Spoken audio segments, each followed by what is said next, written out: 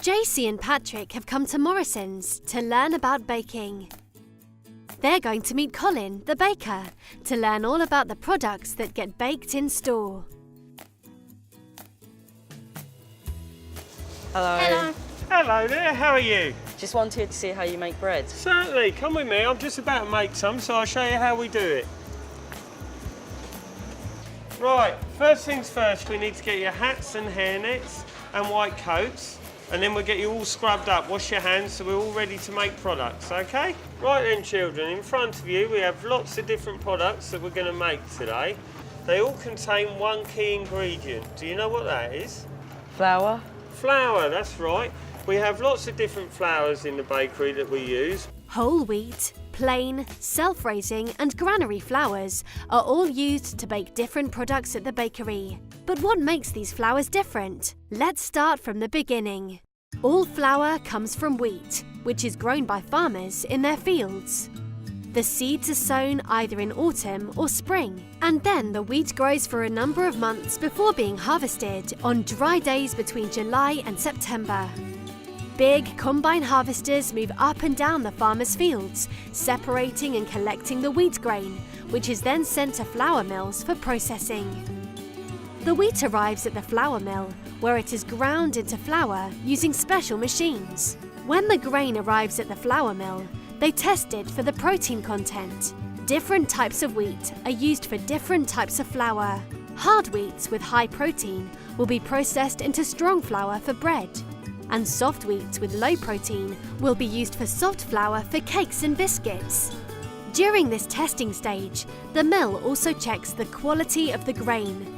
Any problems with the wheat, like dampness, will mean the grain is not accepted. Milling removes the outer husk and separates the inner seeds from the outer layers. Each grain of wheat has 3 distinct parts. First, there is the coarse outer bran layer. Inside the bran layer, there are 2 parts. The smaller part is called the germ. A new plant would grow from this part. The larger part is called the endosperm. White flour uses only the inner seeds. Whole wheat includes the outer layers as well, which contain fibre and vitamins. That's why wholemeal is better for you.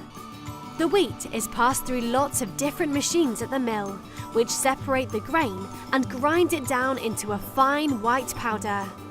Where softer, finer flour is required, the wheat is passed through several more stages to grind it even finer. Raising agents can be added to the plain white flour to turn it into self-raising flour. These will make the dough rise and grow in size when it is baked. Rising of the dough is caused by carbon dioxide. This is released when the raising agents, one alkaline and one acidic, react with the water in the recipe. This flour is then bagged up into sacks and is sent on to the bakery. Right then guys, the flour's arrived in store from the mill, and you can see the different types of flour there. But can you match the flour to the product? Can Yes. you do that? Yeah? What about this one? What flour do we use for that one?